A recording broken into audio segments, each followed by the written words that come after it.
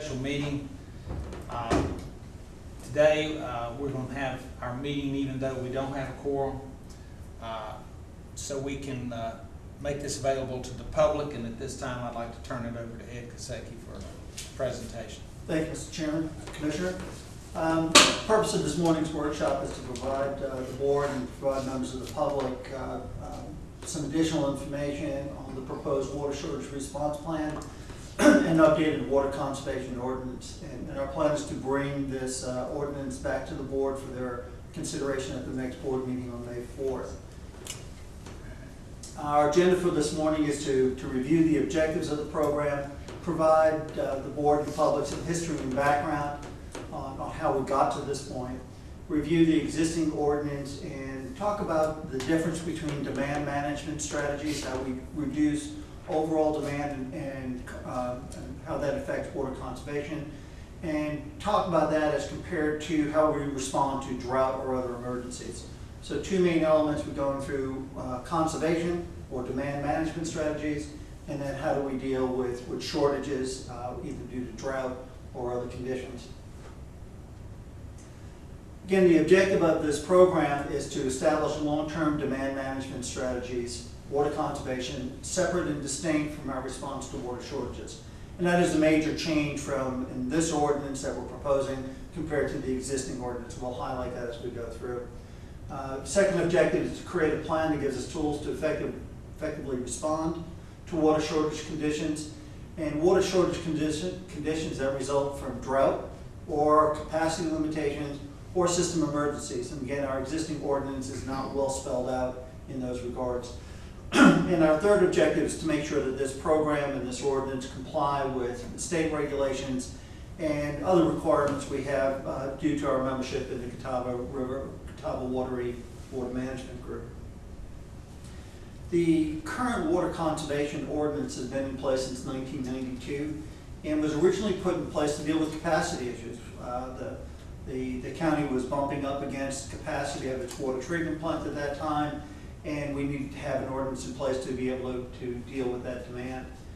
The ordinance was updated in 2002 in response to that drought, which was a very severe drought at that time. Updated again in 2007. 2007 was a drought of record in the Catawba River, which means the most severe drought on record.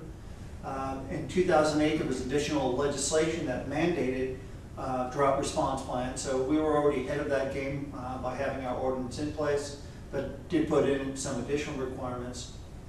In 2008, we became signatories to the Catawba Watery Low Inflow Protocol. The Catawba Watery Protocol is an offshoot of the Duke relicensing agreement for their hydroelectric plants on the Catawba River. And Union County, as a part owner of a water treatment plant on that river, was one of 18 signatories to that agreement of the 18 water utilities on the river. And in doing that, we agreed that during periods of drought or low flow, we would abide by certain protocols. And those protocols are pretty well consistent with our existing water conservation ordinance, but not quite exactly. We've cleaned that up as part of this. And from 2007 to 2013, we have implemented various irrigation strategies in response to drought and in response to demand management strategies, and we'll be working through those. Yes, sir. Isn't it correct that we really don't have any water source in the county? We have to bring it in from outside the county. This makes it much more critical that we follow these ordinances. That's correct. Our major source of water right now is the Catawba River, which is not in Union County. It's 80% of our water supply comes from that river through the treatment plant we own on that river. And we purchase 20% of the balance of our water from Anson County, which pulls from the Atkin River. So both of our supplies are outside of Union County. Again, the existing ordinance has been amended over a 20-year period in response to capacity, drought, legislative mandates. Doesn't address long-term water demand management or water conservation. So even though we call it a water conservation ordinance, it's really focused on drought management and how we respond to drought. And the existing framework is just difficult to navigate. Again, it's been amended numerous times, and at a certain point, we believe we really need to do a complete restatement of the ordinance. So the first thing we want to talk about is demand management strategies and water conservation and what that is and why we're doing it. Demand management strategies are practices and policies we put in place to reduce water consumption on an ongoing basis and promote efficient use of water resources. And we do that in three principal ways. So the tools we use are our rate structure. As the board knows, we have what's termed an inclining block rate structure. And what that means is the more water you use, the higher gallonage charge you pay. So we start off with a base rate for that first 3,000 gallons of consumption. The next 3,000 gallons of consumption, we charge a higher rate. The next block of consumption above that, we charge a higher rate. And a fourth tier, we charge a very high rate for it. So we're basically telling our customers, if you want to use much more than the normal amount of water, you're going to pay a premium price for that water. And we do that, again, to promote conservation and promote efficient use of water.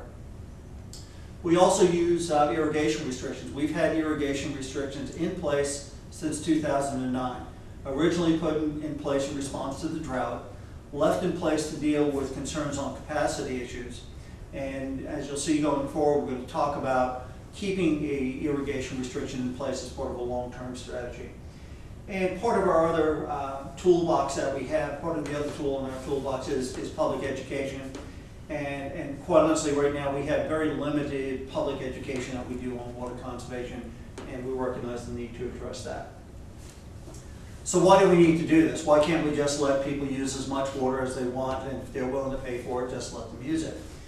And part of the challenge is economics in and of itself. Our water treatment plants and our major infrastructure needs to be sized to meet that peak day demand. So it's very similar to a power plant. When everyone wants water, water needs to be there. Our peak hourly demands are met by the storage tanks that we have throughout our system. But for that peak demand, that one day a year when everyone's irrigating, everyone's using water, and it's a hot, dry day, we need to have that capacity there. So you're building a lot of very expensive water treatment plant and piping systems to meet a very limited amount of demand on a couple of days a year. So it's economically to all of our customers' advantage if we can keep that peak day down as low as possible, so we don't have to build all this infrastructure that goes unutilized most of the time. When we did our master planning in 2011, we assumed that we would be able to reduce our peak demand. So all of our projections going forward in terms of the size of our treatment plant, when we need new capacity, was predicated on the fact that we would put demand management strategies in place, and the board at the time approved that and recognized that we would need long-term demand management strategies, again, to be more efficient in our use of water. Again, we can't afford to build to that historic peak. Back in 2006 and 2007, our peak day was more than 2 times our average day. So when you think about that, your peak day demand for that single day was twice what our average day is. An industry norm in North Carolina is more like 1.6 times that average day. So we have effectively brought our peak down. We are not operating at that level anymore. We're operating near that 1.6. But we want to put strategies in place to institutionalize that. The last factor is where, as this board knows, we're in the process now of trying to secure the permits for a new water treatment plant on the Yadkin River to meet our Eastern Union County water needs in the future. And that requires an intra-basin transfer permit from the state. And that intra-basin transfer permit requires us to do a complete environmental impact statement. One of the things we know from others that have gone down this road is one of the first things the state will look at in reviewing our request for this intrabasin transfer is, are we using our water efficiently and effectively? And do we have good demand management strategies in place? Because the state will not permit a peak demand that's 2.2 times your average day. So they would, if we weren't already doing this voluntarily, they most likely would put those requirements in place. The water shortage response plan then addresses conservation by establishing a new norm for irrigation. And this is one of the major changes that we're implementing as part of this new program. Right now, we have kept irrigation restrictions in place at 2 days per week since the drought to deal with capacity. And what we're recommending here is that we institutionalize this as an ongoing program, and that we limit irrigation on an ongoing basis to no more than 3 days per week. So it's actually relaxing of the standard we have right now. Right now we're restricting everyone to just 2 days per week. This new standard will increase that to 3 days per week, and that will become the norm. Drought, no drought, capacity issues, no capacity issues, that will be our norm as 3 days per week. What our history shows is that irrigation restrictions are very effective at reducing that peak demand. And this is a graph showing the actual daily flows from our water treatment plants, our total demand in the system. And you can see our total capacity was 20 million gallons per day from both our Catawba plant and 2 million gallons a day from Mansion for a total of 20. And you can see back in 2006, we were bumping up on that capacity. In 2007, we had days that exceeded that capacity, as well as 2008. We implemented water conservation measures back then. We put in irrigation restrictions. We put in our 2 day per week. We tried a couple of different irrigation restriction methodologies in 2007 and 8. By 2009, we focused in on a good program of 2 days per week spread out over 6 days. And you can see our peak demand really came down, and we were able to manage that effectively.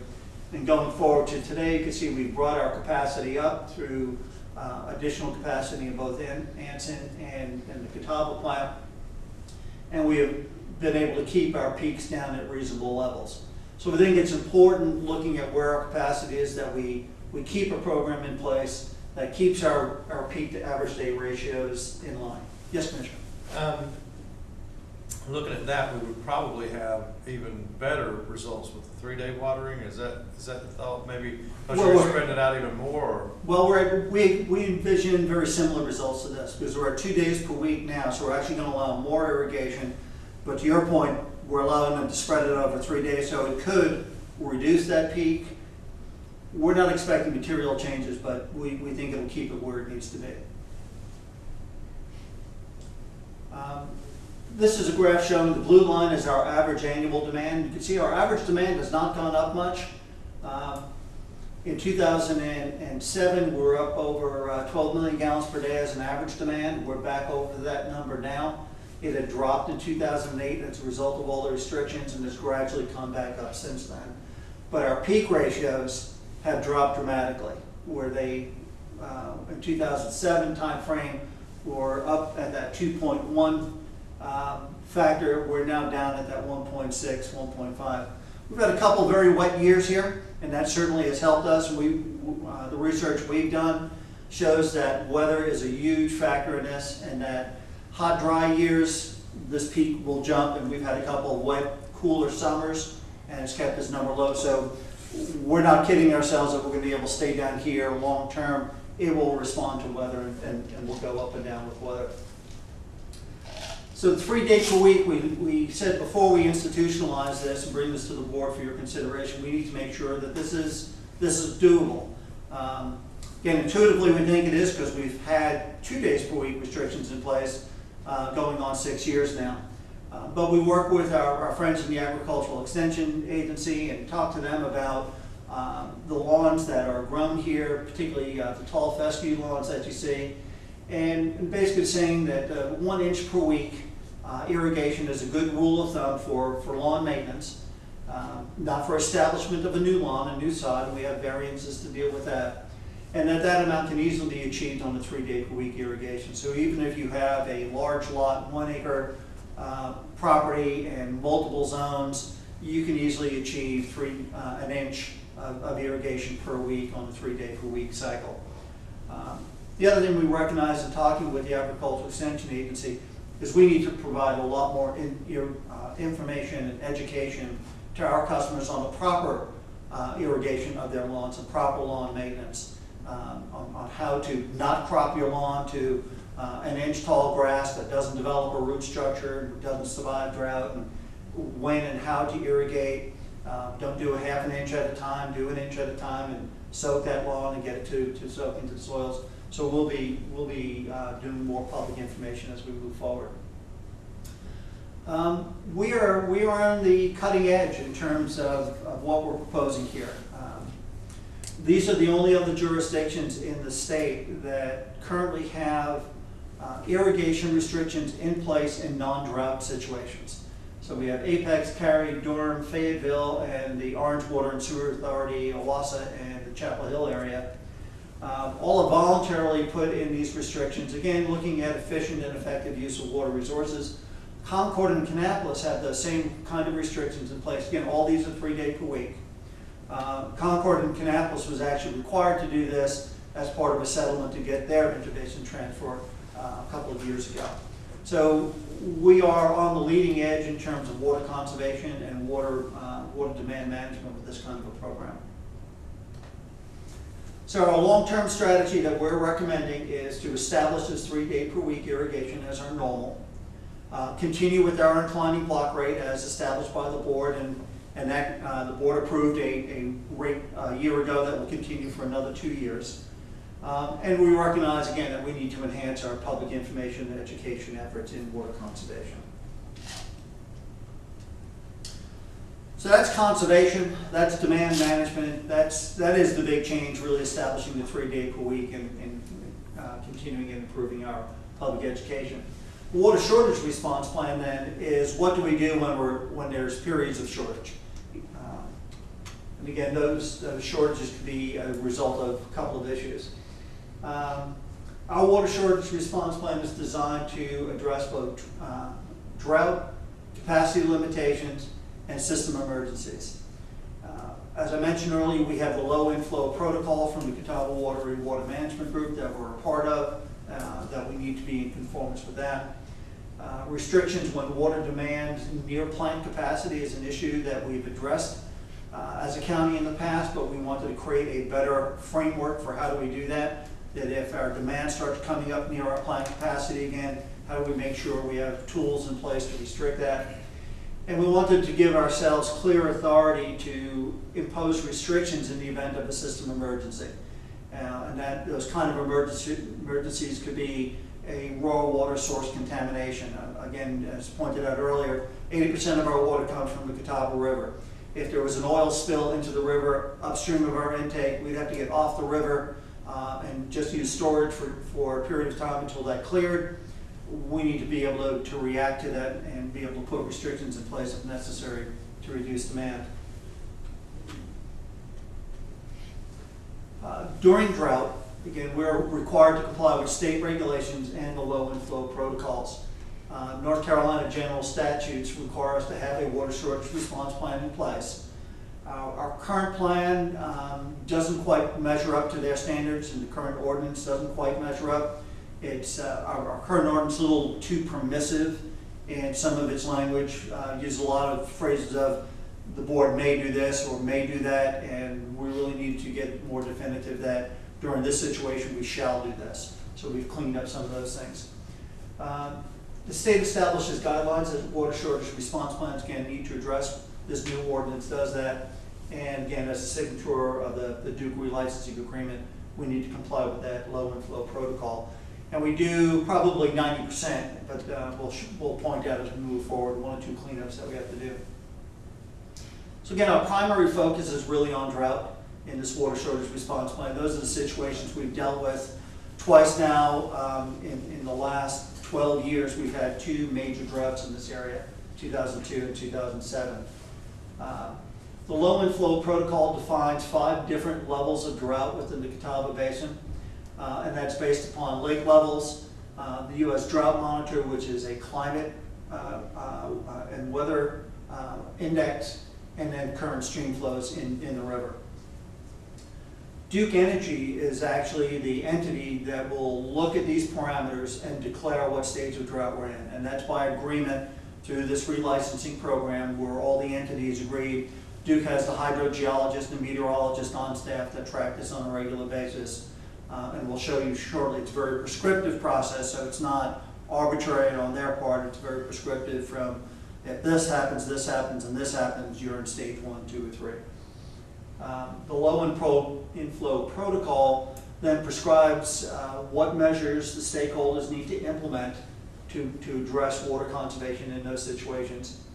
Each stage of drought progresses on the previous stage in terms of our responses and gets more and more restrictive. And again, our problem right now is the existing ordinance does have a few discrepancies with the low inflow protocol.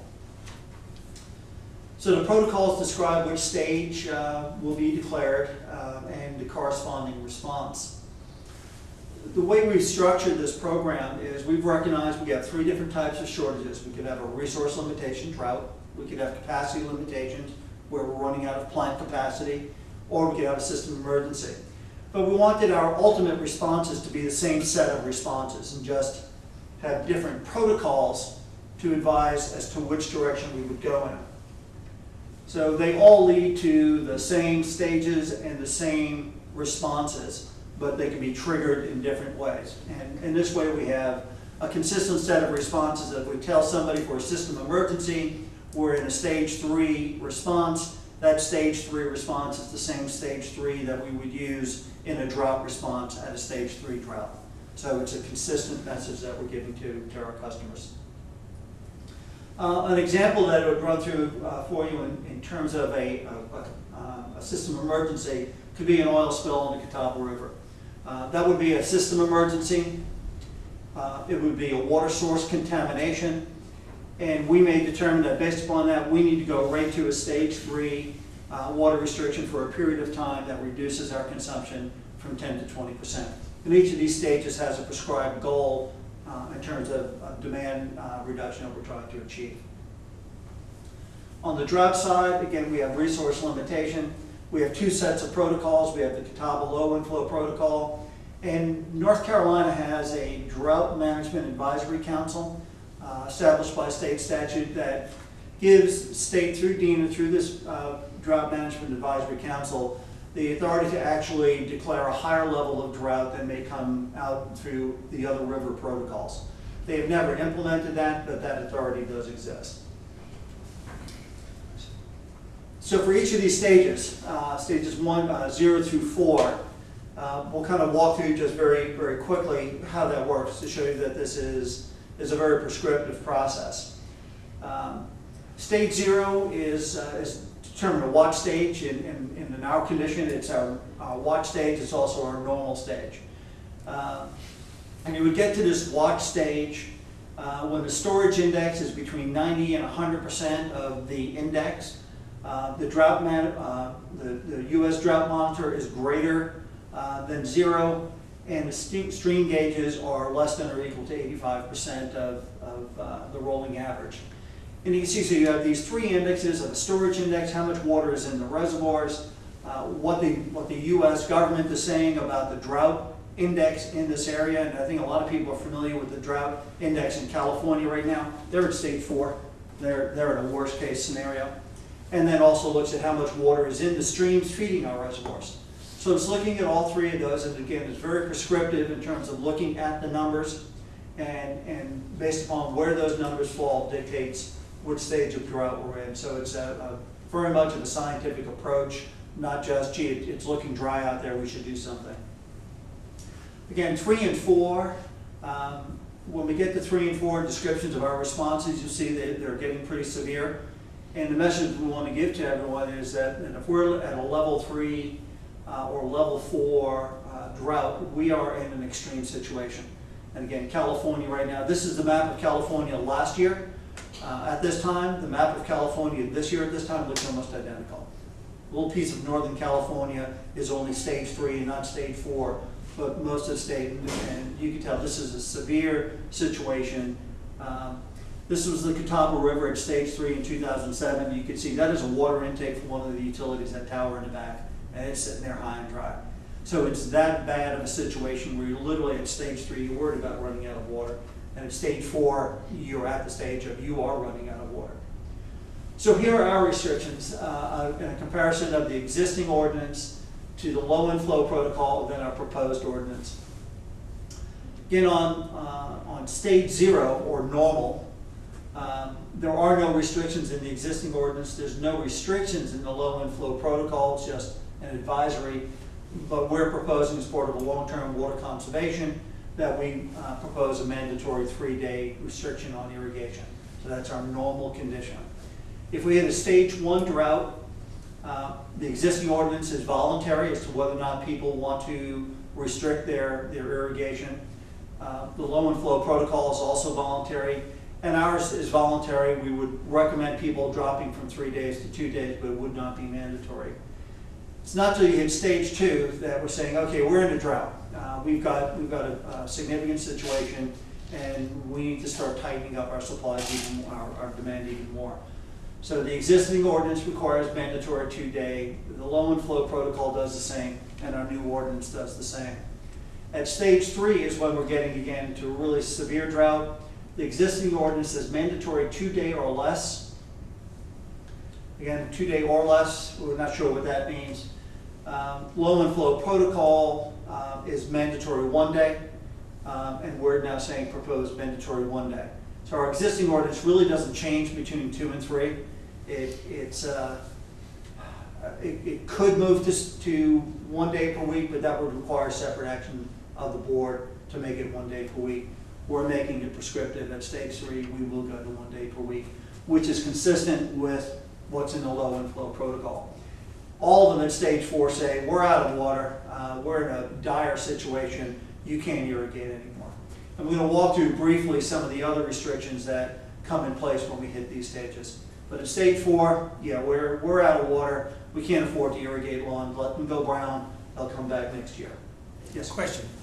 Stage 3, proposed of 1 day or less, and you go back and look at the previous slide that showed what the water intake looked like. I think that's pretty lenient, really. Fortunately, that wasn't our intake, fortunately. Well, I understand, Yeah. but my understanding is the board could make it no irrigation if it's identified that the stage 3 is more severe than. Exactly. The board would have the authority to go back onto the ordinance and take action to say we're going to reduce it even more. So that authority is there. But if the board takes no action, we automatically go to 1 day. On capacity limitations, we needed to come up with better protocols there. The existing ordinance did address it. Again, the ordinance was originally put in place to deal with drought, but we weren't comfortable with some of the terminology that was in the existing ordinance. They weren't engineering terms or utility terms. So the existing ordinance talked about sustained demand of 80% of capacity or 90% of capacity. And we basically just further defined what that might mean. So we said if the demand is greater than 80% of the available capacity for the average of a 7-day period, it gives us a real number we can measure. And we're sustained 80% or more. What does that mean for how long of a period? Is it 7 days, 30 days? So we came up with more defined criteria here. But again, these would go to the same water restrictions of stage 1, stage 2. Stage 3, we're saying we've exceeded the plant capacity. So we're into a tough situation here. A big question that came up in the November board meeting when we originally proposed this draft to the board was how do you get out of that, those restrictions on the demand management? Again, you could have 1 to 2 days that kick your 7-day average up over the capacity, and then it starts to rain like crazy and summer's over and you're fine. Do you keep those restrictions in place? Do you wait to the next dry season and see if you go over it again? And the direction from the board back in November was to look at a prescribed time period. So the options were, as we pointed out here, we could look at prescribed time periods, we could look at waiting to the next hot dry season and see if we exceed then, or we could wait till we build new capacity. And the feeling was that the bottom two, the second and third alternatives were way too restrictive, dealing with a short-term demand management issue. Instead, the board said, well, let's look at a prescribed period of time. So that's what we've done. We've looked at the recovery period. If we go into a stage 1 due to capacity limitations, we'd have to go 90 consecutive days without exceeding that criteria before we could go back to no restrictions. If we jump up to stage 2, we'd go 60 consecutive days.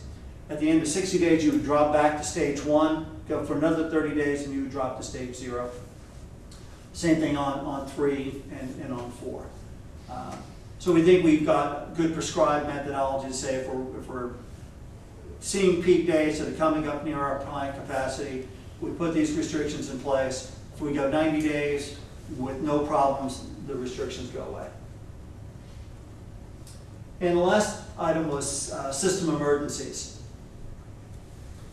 The protocols, the existing ordinance only allowed stage 2 to be declared as a result of maintenance of the system. And it was really the only language that dealt with system emergencies or need to take down the system for some contingency. We recognize that we need to better define that, and that stage 2 may not be a sufficient response.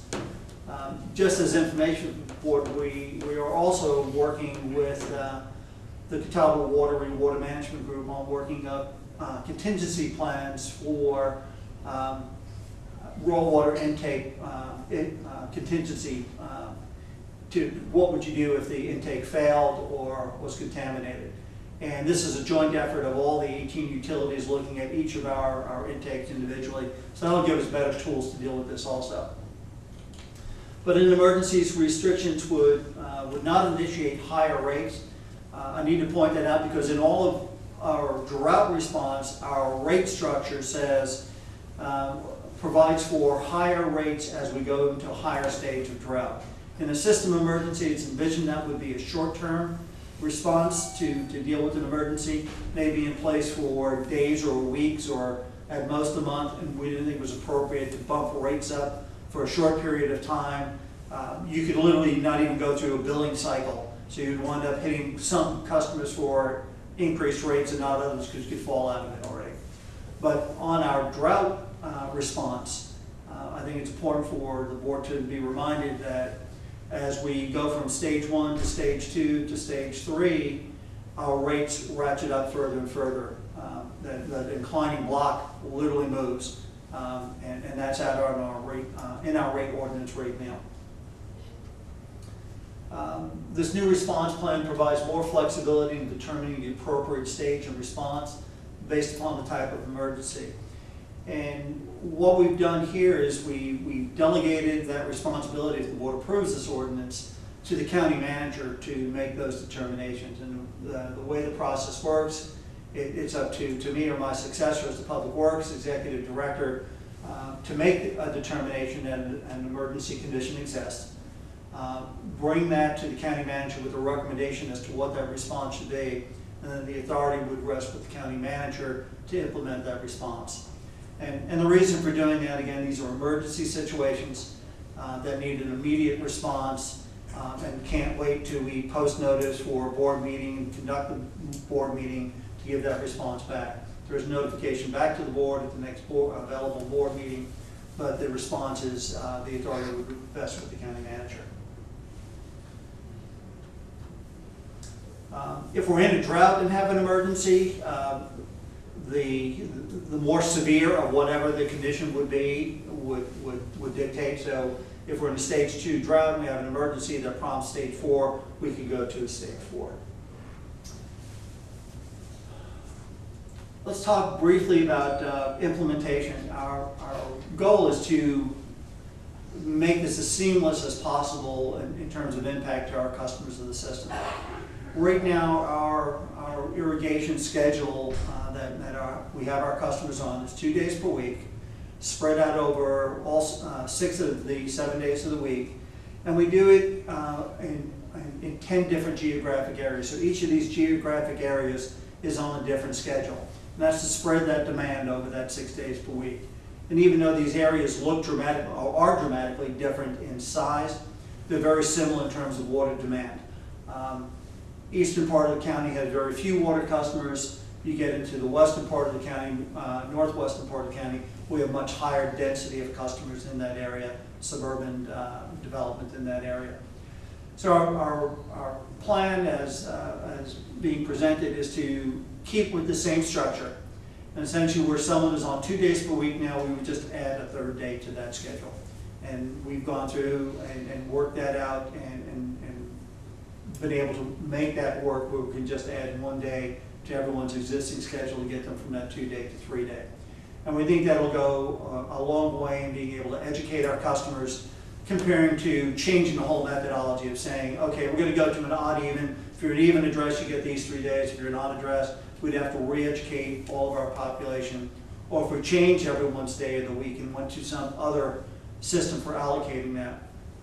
So this is actually a cumbersome system for us, but it's been effective. We're used to it, our customers are used to it, and we think adding the additional day won't be a difficult implementation.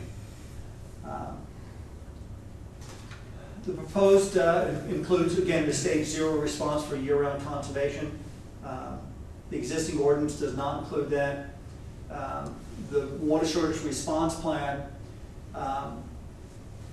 shows 3 days per week, and there is an enforcement provision that's in the existing ordinance that would apply to all stages now. So if you're irrigating more than 3 days per week, you would fall under the enforcement provisions. And again, that's because in the old ordinance, there was no restrictions at all at stage 0. So at stage 0, we have restrictions, and those restrictions can be enforced. This is some of the detail that's in the ordinance in terms of stage 1, stage 2, stage 3, and stage 4, and we'll walk through those quickly. Again, stage 1 is essentially a voluntary response. There is no additional irrigation restrictions. The existing ordinance identifies voluntary indoor restrictions that we'd like people to implement. We have all of those now are in our stage 0 as part of our norm. And under the proposed ordinance, we're looking for all that. Plus, we're saying voluntarily reduce outdoor use of water. As we get into stage 1, there are slight changes where the existing ordinance talks about voluntary outdoor water measures, limit water restrictions. We're asking people to voluntarily limit to 2 days per week. So we just get a little bit more specific, but otherwise the rest of it is the same. These again are all voluntary restrictions at stage 1 to go to 2 days per week. You're at 3, we're saying please go to 2, and then we have these other things in terms of limiting vehicle washing paved areas, using only hose and not just letting sprinkler systems run, delaying new landscaping. Stage 1 does allow for some prescribed water uses. Those engaged in the sale of landscaping are permitted to use water by any method and any kind for irrigation of commercial stock. During the drought, the landscape industry was really impacted by the water restrictions, and there was a lot of dialogue with them back and forth, looking at how we can allow them to continue their business operations during drought situations, and that language has been incorporated into both our old ordinance and our new ordinance. We recommend drip irrigation. Filling pools and fountains are permitted in stage 1, but we prohibit water being transported out of the county for other uses. As we get into stage 2, this is the first time now that mandatory restrictions beyond our normal come into place. We are now mandating 2 days per week and mandating the hours of the day that you can irrigate, and that is a new requirement. And this is just good practice. In the heat of the day, you do not want to be irrigating during the heat of the day. Most of that just is lost to evaporation and really doesn't help your vegetation at all. So that's an education and an enforcement. No vehicle washing, no filling of new swimming pools and fountains, no washing of paved areas. And we're asking the construction industry to limit the amount of water they use. These become voluntary at this point on these restrictions. We will limit the amount of water we use for hydrant testing, as fire departments to do the same. As we get into stage 3, we're now getting into a severe drought situation. We drop irrigation to 1 day per week or less if approved by the board. Again, prescribe the time of day. Telling you can't wash your vehicles anymore outside. You can't fill any new or existing swimming pool, hot tub, fountains, decorative ponds. No dust control on construction. We'll live with the dust. It's better than living without water. No flushing fire hydrants unless it's for a water quality maintenance issue. And as a public education issue, we're telling restaurants, don't serve water unless people ask for it. Again, that's a public education, not a conservation issue. We further restrict certain uses of water when we're getting into the landscape industry. We're telling landscape you can only use the amount of water necessary to prevent loss of your commercial stock. So to the bare minimum, you can utilize that water is what we're requiring. Again, you can still use drip irrigation and hand watering at any time unless no irrigation is allowed if we go to that level. And at this point, we eliminate variances. And our variants basically deal with new seed, new sod, where you're redoing your lawn. And we'll talk about variances. At stage 3, we're saying, don't put in new sod. Live with the dirt until we're through this drought, because we're not going to let you water it, it's all going to die anyway. Stage 4 response, we're now at that extreme situation where we need to reduce anything that's not an essential use of water. So we're at the point of saying there is no more irrigation. You can't irrigate your lawns anymore. That's just not an essential use for health maintenance and life sustainability. No using outside water of any structure other than fire protection. No putting water into a pool of any kind. No using water for road construction practices. And we start requiring the use of disposable, we changed that word in the ordinance, disposable instead of throwaway, utensils at eating establishments. Basically say don't run your dishwasher anymore. It may not be the long-term green solution because it's throwing that in the landfill, but in terms of emergency response to water, it's part of sending the message to our customers that this is very serious. We talked last time in November about what do we do with commercial industrial operations and how do we address those. And we do not have a lot. As this board knows, 90% of our customer base is residential, only about 10% is commercial industrial. What we recognize is that commerce and industry, for them, water is a cost of doing business, and they're going to try to reduce those costs as much as they can because they are profit driven. So there's going to be built-in efficiencies through profit motivation in these early stages. As we get into a stage 3, we're saying, okay, you may have a profit motive built in, but we need to work with you and find even more ways that you can reduce. So we start taking on in stage 3 and 4 a cooperative approach, working with industry, exploring with them, are there other measures they can take, changes in schedule, changes in their shift operations, in terms of how they're using water, where they're using water, when they're using water, to further reduce those demands. Enforcement procedures. Enforcement is essentially the same as we have in the existing ordinance. What we have changed though are the civil penalties, so the procedure's the same, but the penalties have gone up. And the board in our meeting in November actually increased the penalties as reflected here beyond what staff recommended. The existing ordinance basically just had, for any stage, had a first, second, third, fourth violation, fifth violation, and an increasing penalty. And once you got your fourth violation, you could actually go in and shut off your water, and your water would not be turned on until you paid all your fines. In the new ordinance, the severity of the penalty not only goes up as your number of violations goes up, that whole line increases in value depending on which stage of drought we're in. So in a stage 1 and stage 0, on your first violation, you're just getting a warning. It's a public education. You need to consider. If we're at stage 4 already, we're hitting it with a fine day 1. And those fines grow all the way up to $2,000 if we're in a stage 4. And we're shutting off your water. So they're pretty significant fines. If you're not paying attention, you're continuing to violate, we are going to hit you in the pocketbook and hit you with fines. And at these stages, again, your water's being shut off and doesn't get turned back on until you satisfy these fines.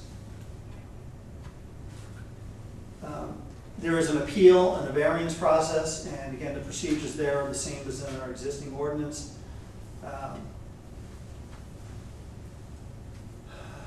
And I did not delineate those here, so just because they're not changing. So to summarize what we're doing then as part of this overall plan, We're formalizing our long-term demand management strategies with institution of a maximum 3-day-per-week irrigation schedule. And again, I think that is the biggest significant change to our customers. It's actually a relaxation of where we are right now. We're at 2 days per week, so we're going to allow you to go to 3 days per week. But that is going to be the new norm here and forever. I'm sure some of the board members have gotten calls, why am I still in 2-day-per-week water restrictions? We haven't been in drought for years. Well, we've been using it at the direction of the board to deal with both capacity issues and demand management issues. And now that we've dealt with our capacity, we want to make sure we have a demand management strategy long-term in place. We're creating a comprehensive plan to respond to multiple water shortage conditions at various levels and severity. So we put this together as a comprehensive matrix that whether it's drought, capacity limitations, or system emergencies, we have a prescribed set of responses. The new ordinance is in compliance with state regulations and with the low inflow protocol. And last bullet, again, we recognize we need to provide better public education on irrigated schedules, water restrictions, and water use efficiency. Our next steps in the process then is that we'll be bringing this to the board at your next meeting on May 4th. And we need to start then providing public notification to our customers on the change in irrigation schedules. We'll be doing that through both billing inserts, website, and looking to put together a quick video with that we could put out on the web also that describes this. And with that, happy to answer any further questions. I want to point out, I think this is water that is acquired through our public water system, and those with wells, even though it's encouraged to follow these guidelines, the fines and restrictions aren't totally applicable to them, are they? That's absolutely correct, Commissioner. This applies only to customers of the Union County Water and Water Utility System. So if you have your own well, we actually have some customers, a golf course that is on reclaimed wastewater. These restrictions do not apply to reclaimed wastewater. So if you're on your own well and have your own water supply, these restrictions do not apply. Well, but we do encourage them. That, and that's the point. I have a well for irrigation, and back in the 2007-8, that also ran dry. Mm-hmm. So it is a good guideline for your water usage if you're on a well as well. Mm-hmm. Any other questions? That's all I have then. We'll be back to the board on May 4th for your further consideration then. Well, thank you. I appreciate it. It was a very thorough explanation. It is very complex. Because our Catawba River, we're actually using more than was designed for us to take part. So the conservation is very, very important. So I appreciate your presentation and look forward to May 4th. Okay. If there are no other questions, we need a motion to adjourn. I don't think so. We're not in a. Since we're not official meeting, we don't have to. Okay. Well, thank you very much. Thank you. And I hope today was very beneficial for our citizens to understand how we're trying to conserve and make sure they have resources for their families. Thank you. Okay.